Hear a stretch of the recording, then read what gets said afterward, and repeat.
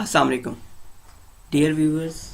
आज का जो टॉपिक हम डिस्कस करेंगे वो है NEBOSH international general certificate in occupational safety and health और इसका IG-1 न्यू सिलेबस के तहत, और इसके एलिमेंट नंबर 3 हम डिस्कस करेंगे जो कि है managing risk, understanding people and processes. जिस तरह से मैंने एलिमेंट 2 के ख़त्म होने पे एक बात आपको बताई थी कि ये एलिमेंट लेंथी होने की वजह से आपको अवेलेबल होगा डिफरेंट पार्ट्स में। तो आज हम इसके पहले पार्ट की रिकॉर्डिंग करने के बाद, वीडियो बनाने के बाद अपलोड कर देंगे। मज़ीद इसके पार्ट्स देखने के लिए आप चैनल के साथ कनेक्टेड रहें। बेहतर तरीका ये है कि आप चैनल को सब्सक्राइब कर लें। चैनल सब्सक्राइब करने से जैसे ही इसका नेक्स्ट पार्ट अपलोड होगा तो आपको एक नोटिफिकेशन रिसीव होगा जिससे आपको ये मालूम हो जाएगा कि इसका नेक्स्ट पार्ट आ गया है। लेक्चर की जानिब बढ़ते हैं।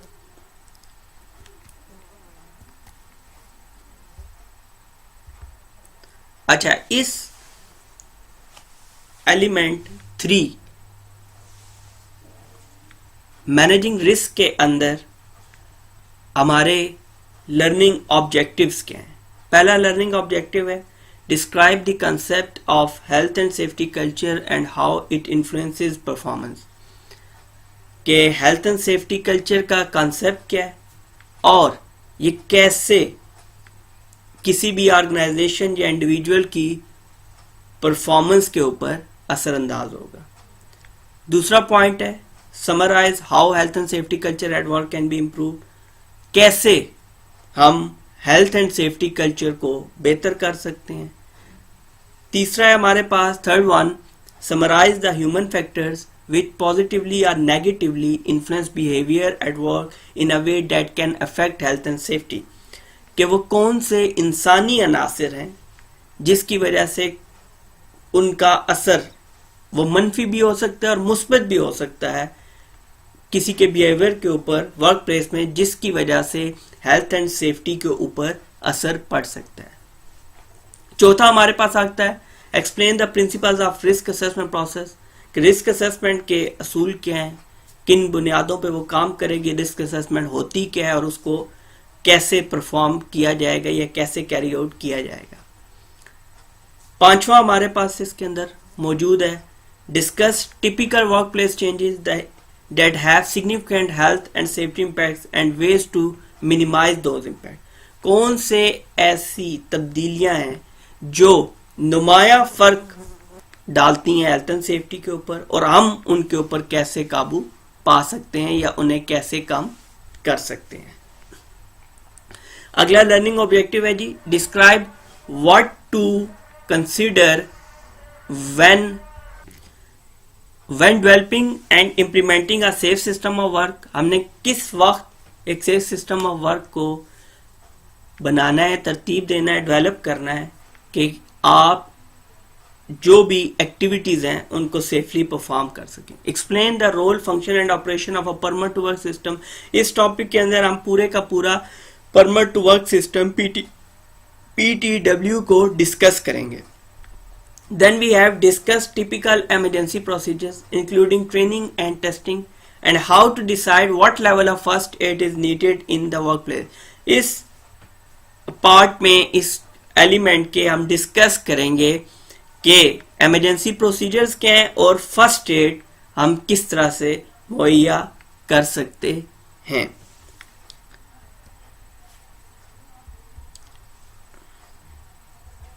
नेक्स्ट जी एलिमेंट 3.1। एलिमेंट 3.1 का मतलब ये है कि ये एलिमेंट 3 का पहला हिस्सा है जिसके अंदर मौजूद है हेल्थ एंड सेफ्टी कल्चर। कि हेल्थ एंड सेफ्टी का कल्चर ऑर्गेनाइजेशन के अंदर क्या है, पॉजिटिव कैसे होता है, नेगेटिव कैसे होता है, कौन से सर्कमस्टांसेस हैं जो इस हेल्थ एंड सेफ्टी कल्चर के ऊपर असरअंदाज हो सकते हैं, उनको कैसे एड्रेस किया जा सकता है, उनके ऊपर कैसे काबू पाया जा सकता है। अच्छा जी, सबसे पहले सेफ्टी कल्चर की यहां पे हमें डेफिनेशन दिखाई दे रही है। The safety culture of an organisation is a shared attitude, values, beliefs and behaviour relating to health and safety. मतलब सेफ्टी कल्चर एक ऑर्गेनाइजेशन का मुश्तरका तौर पर लोगों का हेल्थ एंड सेफ्टी से रिलेटेड रवैया क्या है, उनके इसके बारे में अकायद क्या है और वो इसको कितनी कदर की निगाह से देखते हैं, उनके मुश्तरका तौर पर। किसी एक बंदे का, इंडिविजुअल की बात नहीं कर रही, शेयर्ड। हम इसके अंदर शेयर्ड का वर्ड जब आएगा तो मुश्तरका तौर पर लोग हेल्थ एंड सेफ्टी के बारे में क्या राय रखते हैं और उसके ऊपर प्रैक्टिकली कैसे काम करते हैं, तो ये कल्चर कहलाएगा। और नीचे इसमें जैसा दिखाई दे रहा है, इट विल बी पॉजिटिव और नेगेटिव, और ये फिर पॉजिटिव हो या नेगेटिव हो, ये अलग डिस्कशन है। इस टाइम पे हमने सिर्फ इसको डिस्कस किया कि हेल्थ एंड सेफ्टी कल्चर है क्या चीज। आगे चलते हैं, पॉजिटिव और नेगेटिव कल्चर के सामने देखते हुए हम डिस्कस करते हैं इसको। दोनों जानिब चार पॉइंट्स हैं जो मेनली इनको अलग करेंगे, इनके दरमियान में फर्क वाजे करेंगे। तो पॉजिटिव कल्चर का पहला है, people think that safety is important, कि लोग अगर ये समझते हैं कि हेल्थ एंड सेफ्टी इंपॉर्टेंट है तो ये पॉजिटिव कल्चर की तरफ निशानदेही की जा रही है। नेगेटिव कल्चर में lots of people think safety is of low priority. Negative culture में बहुत सारे लोग ये समझते हैं कि हेल्थ एंड सेफ्टी इतनी अहम नहीं है बनिस्बत प्रोडक्शन के, क्वालिटी के या बिजनेस करने के। पॉजिटिव कल्चर में दूसरी चीज, safety is considered in all management decision making, के ऑर्गेनाइजेशन के हर सेक्शन में हेल्थ एंड सेफ्टी को डिस्कस किया जाएगा या शुमार किया जाएगा। नेगेटिव कल्चर में ऐसा नहीं होगा। Safety is not considered in decision making at any level. Safety जो है किसी भी तरह हम क्या करेंगे कि हर लेवल पे जब हम इसको इंगेज नहीं करेंगे, इन्वॉल्व नहीं करेंगे, तो ये नेगेटिव कल्चर की तर्जुमानी करेगा। देन पॉजिटिव कल्चर में तीसरी चीज, people work safely because they want to, not because they are told to. इसमें लोग खुद से, क्योंकि लोग चाहते हैं कि हम काम को महफूज तरीके से करें, इसलिए नहीं कि उन्हें कहा जा रहा है तो वो महफूज तरीके से करें, बल्कि इसलिए कि वो जाती तौर पर चाहते हैं कि काम को महफूज तरीके से परफॉर्म किया जाना चाहिए। नेगेटिव कल्चर में इसके बरक्स क्या होगा, people will only work safely if they are told to and think that they will be caught and punished if they don't. मतलब वो इस डर, इस खौफ से कि वो सेफ्टी परफॉर्म कर रहे होते हैं। पहली बात है, नेगेटिव कल्चर में बहुत सारे लोग सेफली किसी काम को परफॉर्म करने की तरफ जाते ही नहीं है। जो लोग जाते हैं तो वो दो बातों की वजह से जाते हैं, एक कि वो पकड़े जाएंगे, दूसरा उस पकड़े जाने के नतीजे में उनको पनिशमेंट हो सकती है, उन्हें फाइन हो सकता है। पॉजिटिव कल्चर की लास्ट डिफरेंस नेगेटिव कल्चर के रेलेवेंट देखेंगे। All workers are positively influenced by this peer thinking and behaviour.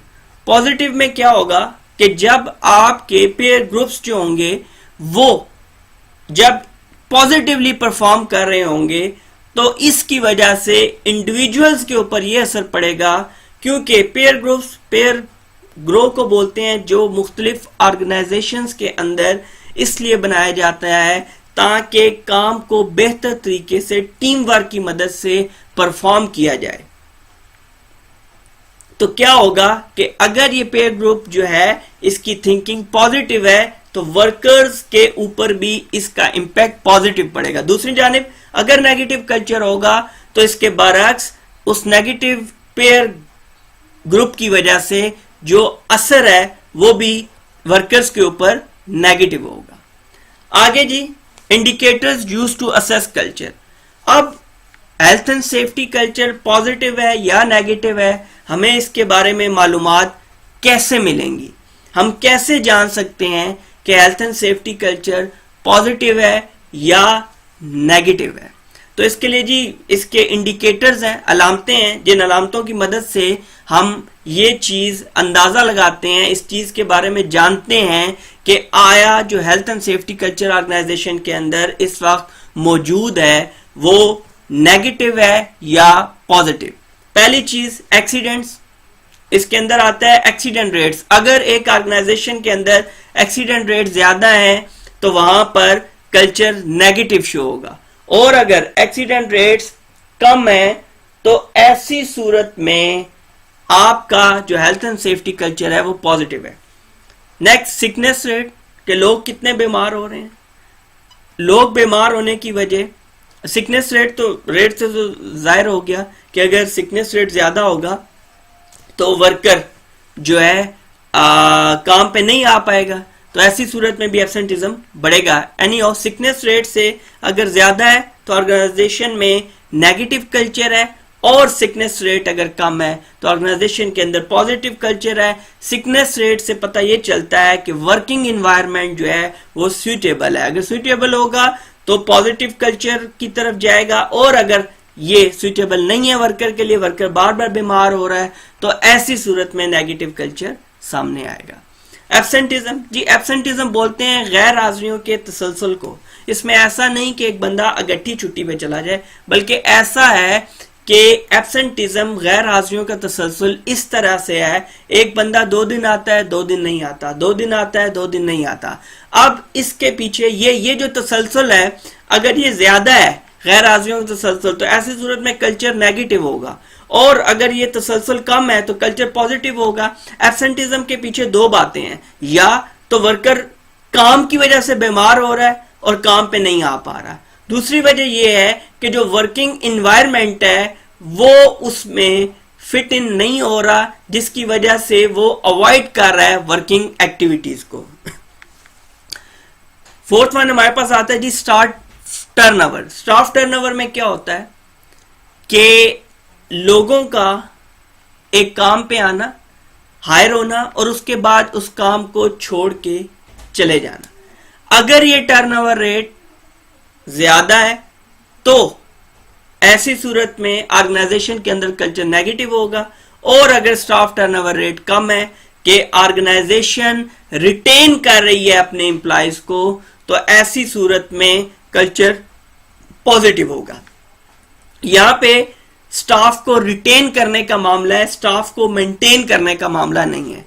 Staff maintain करने से मुराद ये लिया जाएगा कि अगर आपके पास 20 एम्प्लॉयज हैं एक काम को करने के लिए, तो वो 20 एम्प्लॉयज ही रहें, लेकिन स्टाफ रिटेंशन जो है वो अहम मामला है। उसमें क्या है कि जो 20 एम्प्लॉयज वहां पे मौजूद हैं, तो उनमें से ज्यादा एम्प्लॉय आप हर साल उनके साथ कैरी ऑन करें वर्क एक्टिविटीज, तो ये रिटेंशन ऑफ स्टाफ होगी। मतलब कि जो स्टाफ आ चुका है उसको जाने न दिया जाए, तो ऐसी सूरत में ऑर्गेनाइजेशन का स्टाफ टर्नओवर रेट जो है वो कम होगा और एक पॉजिटिव कल्चर की तरफ निशानदेही करेगा। कंप्लायंस विद सेफ्टी रूल्स, के इससे भी पता चल जाता है कि ऑर्गेनाइजेशन कितना लॉ को फॉलो कर रही है, स्टैंडर्ड्स को, लॉ को कितना फॉलो कर रही है। अगर वो कर रही है तो पॉजिटिव कल्चर, अगर नॉन कंप्लायंस है तो then negative culture. Worker complaints about condition, अगर वर्कर बार बार कंप्लेंट्स कर रहा है कंडीशन के मुतालिक, तो ऐसी सूरत में क्या होगा कि नेगेटिव कल्चर होगा। आप देख सकते हैं कि हर इंसान की क्वालिफिकेशन के बाद या पढ़ाई मुकम्मल होने के बाद उसकी यही कोशिश होती है कि वो एक बेहतर ऑर्गेनाइजेशन में जाके काम करे, जहाँ की वर्किंग कंडीशंस के बारे में उसने सुना है कि बहुत ज़्यादा बेहतर है, जहाँ पे उसने सुना कि फैसिलिटीज़ बहुत ज़्यादा हैं। तो इसलिए वर्कर्स का सेटिस्फेक्शन लेवल होना बहुत ही लाजमी चीज़ है। आगे हमारे पास आ गया इन्फ्लुएंस ऑफ पीयर्स। पीयर्स मैंने आपको पहले ही बता दिया कि पीयर्स किसे बोलते हैं।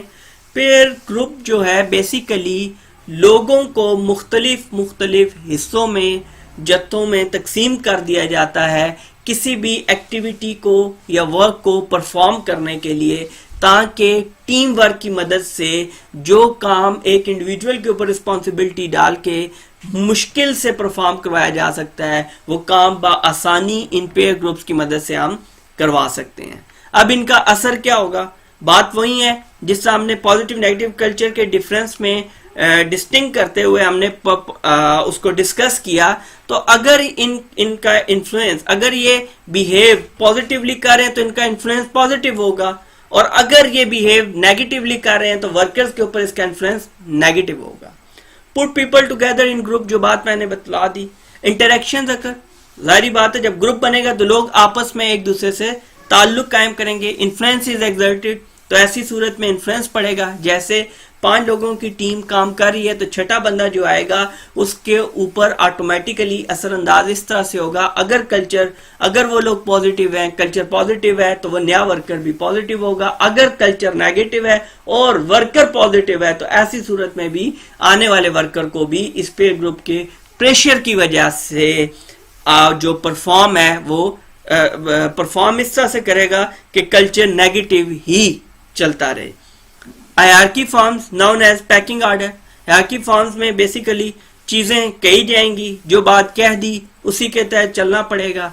For example group decided, peer group ने डिसाइड कर लिया we have to perform this activity positively, तो ऐसी सूरत में वो पॉजिटिव करेगा। अगर वो कहते हैं कि नहीं हमने जिस तरह से कर रहे हैं उसी तरह से करना है, नेगेटिव बिहेवियर है उनका, तो ऐसी सूरत में भी वो वही ऑर्डर उसको फॉलो करना पड़ेगा।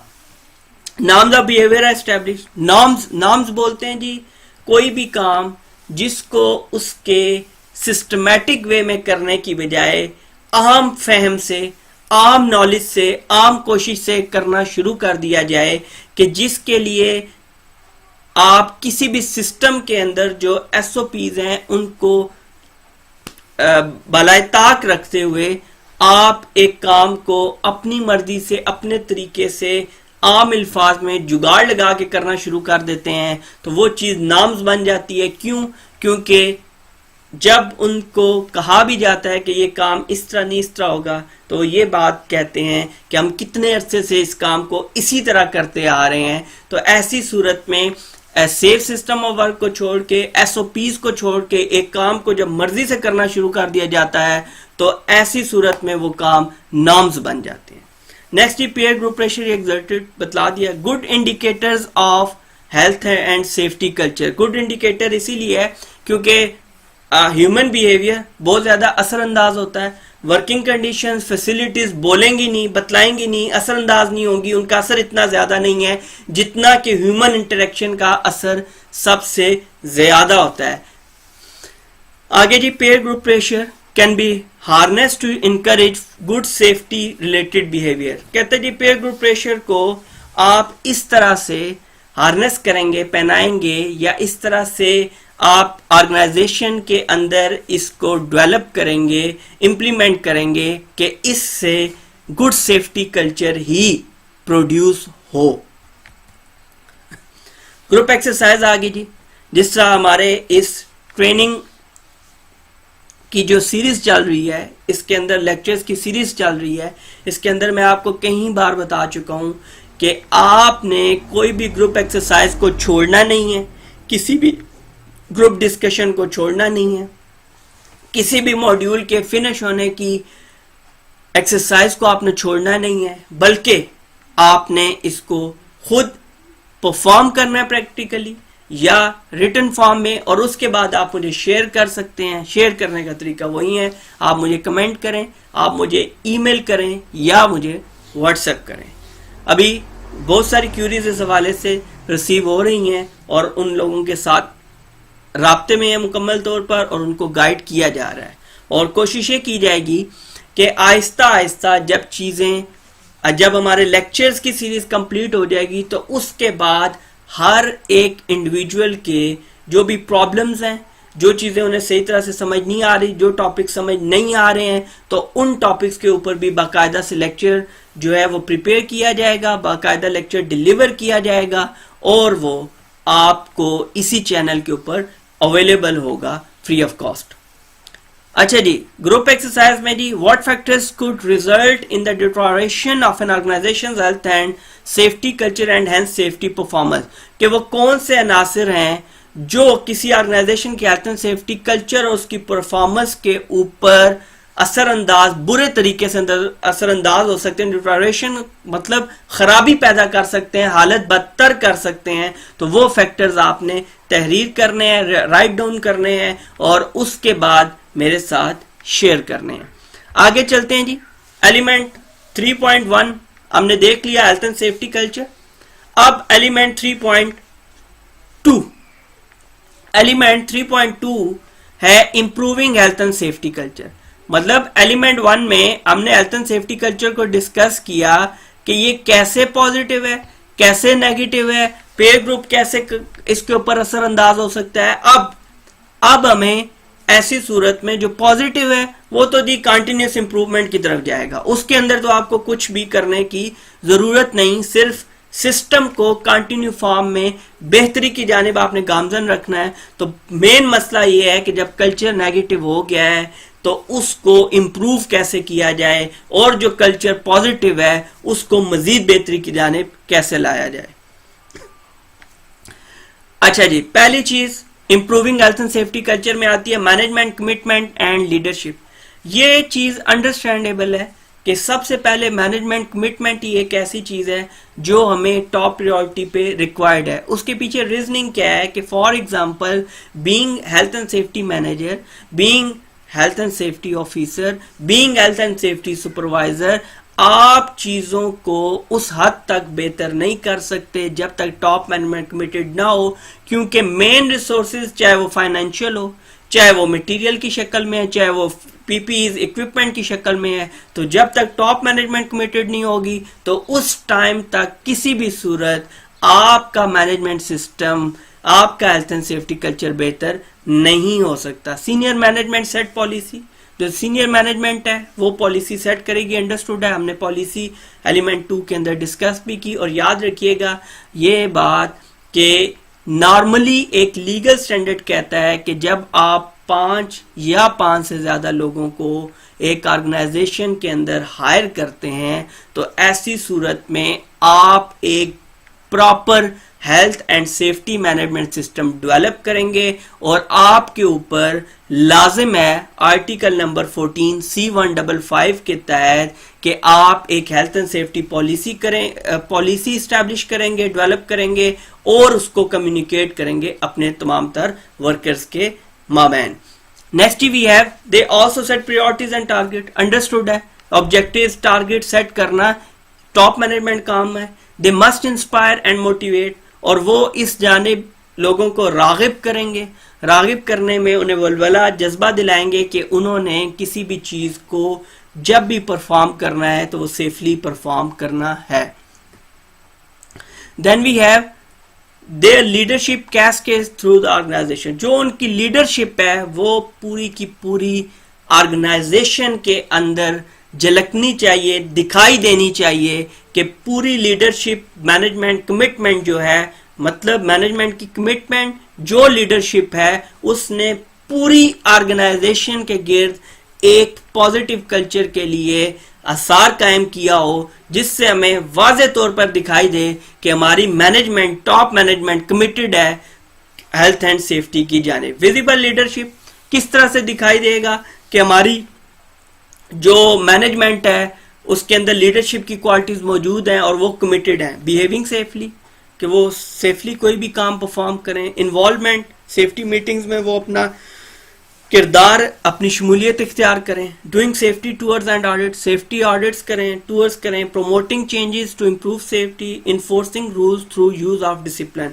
और नज़्मो ज़ब्त का मुजाहरा करते हुए तमाम असूल, क़वाइद व ज़ाबित को इम्प्लीमेंट, ताकत के जरिए नाफिज करने की कोशिश करें।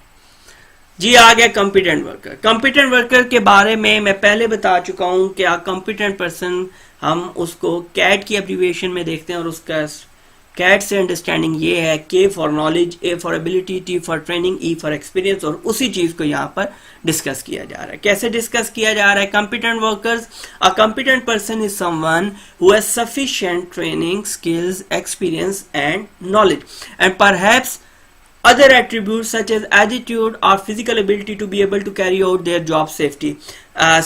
अच्छा, इसमें एक बात याद रखिएगा, competent person के अंदर ये चार चीजें मेनली काउंट की जाती हैं, लेकिन कुछ सर्कमस्टांसेस में जब नेचर ऑफ वर्क हार्ड हो या नेचर ऑफ वर्क हार्ड हो या नेचर ऑफ वर्क डिफरेंट हो या डिफिकल्ट हो, तो ऐसी सूरत में क्या होगा कि आपको एडिशनल एट्रीब्यूट्स भी देखने पड़ेंगे, जिसमें वर्कर का बिहेवियर क्या है, जिसमें वर्कर की जो काम करने की सलाहियत है वो कैसी है।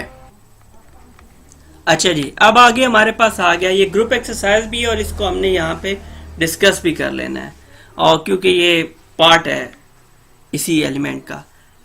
Identify a few example of work place communication, कि वर्क प्लेस में कम्युनिकेशन कैसे की जाएगी, कि वर्कर के साथ इंटरेक्शन कैसे किया जाएगा, वर्कर से फीडबैक कैसे लिया जा सकता है। तो ऐसी सूरत में हमारे सामने तीन कैटेगरीज हैं। पहली वर्बल कम्युनिकेशन जो बोल के की जाए, दूसरी रिटन कम्युनिकेशन जो तहरीरी तौर पर की जाए, और तीसरी ग्राफिक कम्युनिकेशन जिसके अंदर आप तस्वीरी तौर पर चीजों को एड अप करके ये कम्युनिकेशन करेंगे। आगे आता है जी, what are the merits and limitation of each method, के हर कम्युनिकेशन मेथड की कैटेगरी के फवायद क्या हैं और इसके नुकसानात क्या हैं।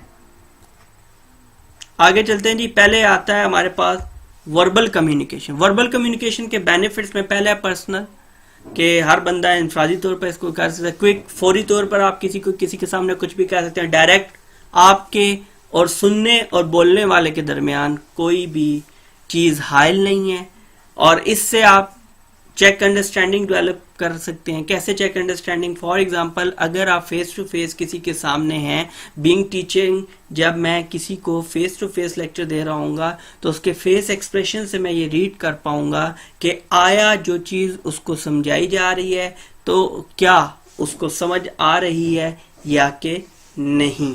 फीडबैक, उसका कोई सवाल है, कोई चीज पूछना चाहता है, देन शेयर व्यूज, और ऐसी सूरत में वर्बल कम्युनिकेशन में आप अपने व्यूज शेयर कर सकते हैं, दूसरे के सुन सकते हैं। एडिशनल इंफॉर्मेशन, बॉडी लैंग्वेज, और बॉडी लैंग्वेज से भी कई दफा आप बहुत सारी चीजों को समझाने में कामयाब हो जाते हैं। लिमिटेशंस या डीमेरिट्स या डिसएडवांटेजेस क्या है? नंबर 1, लैंग्वेज बैरियर, समझाने वाला इंग्लिश बोल रहा है और अगला उर्दू स्पीकिंग है या हिंदी स्पीकिंग है तो उसको समझ नहीं आएगी।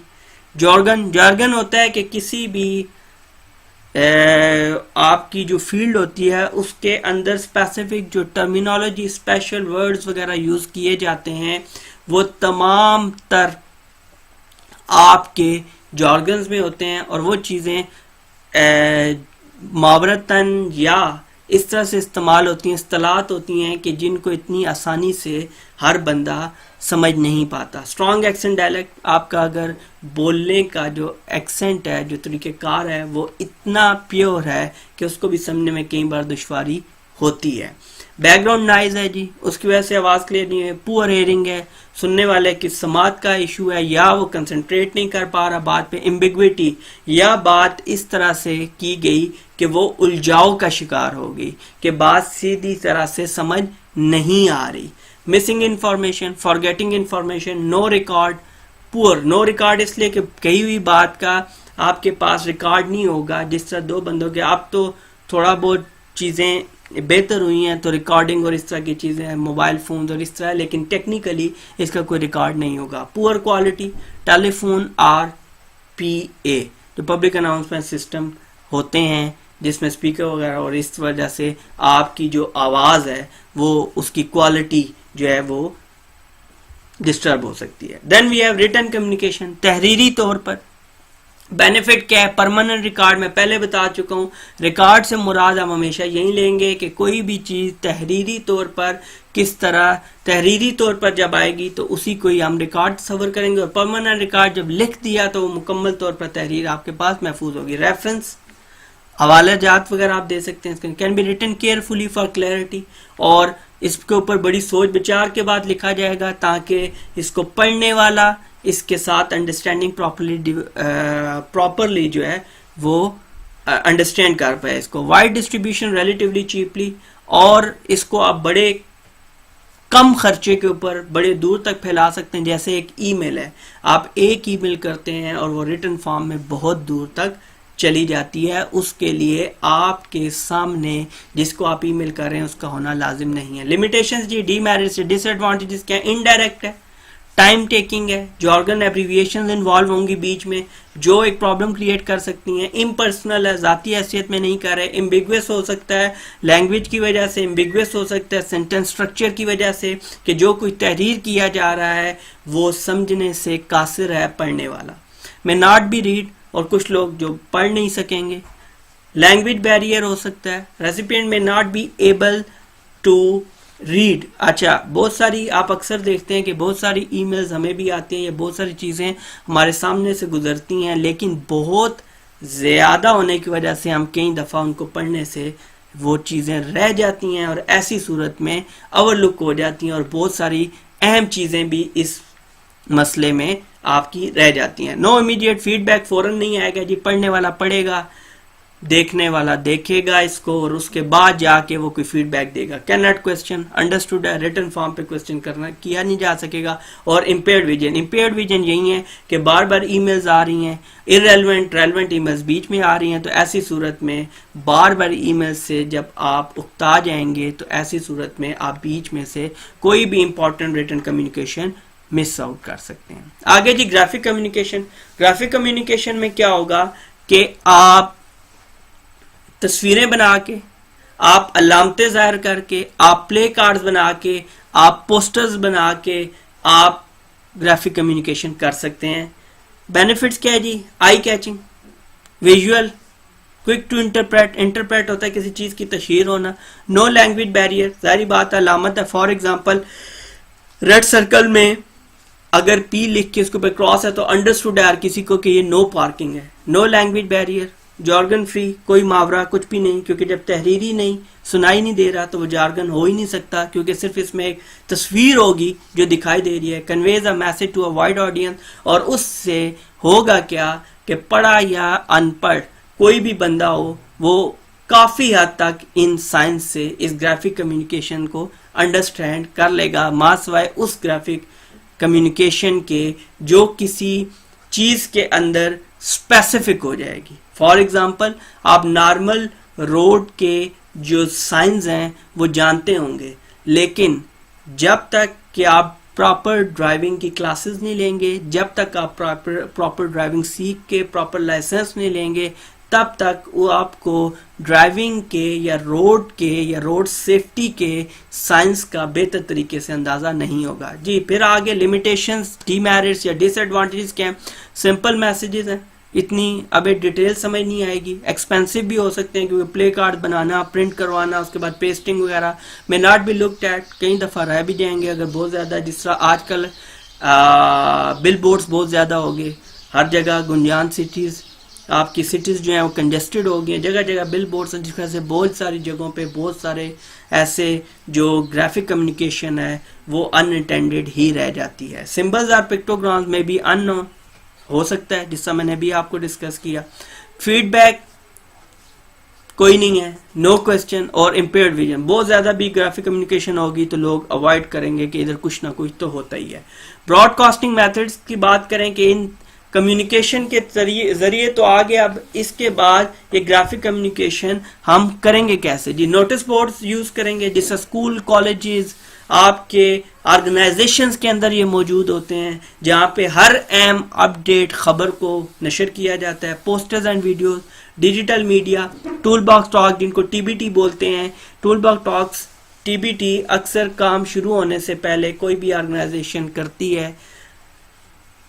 Memos and emails, workers handbook, worker handbook, छोटे छोटे मैनुअल्स बना दिए जाएंगे ताकि हर वर्कर के पास वो मैनुअल पहुंच सके और उस मैनुअल को सामने रखते हुए वो समझने की कोशिश करे। आगे जी, आगे हमारे पास इसके अंदर ग्रुप एक्सरसाइज, ये है जी ग्रुप एक्सरसाइज। ये ग्रुप डिस्कशन नहीं है, ग्रुप एक्सरसाइज है। तो ग्रुप एक्सरसाइज जैसे ही आई तो इससे अंडरस्टूड है कि आप ही ने इसको परफॉर्म करना है और परफॉर्म करने के बाद मुझे शेयर करना है। ग्रुप एक्सरसाइज है जी, what are the merits and limitation of using safety poster as a form of propaganda.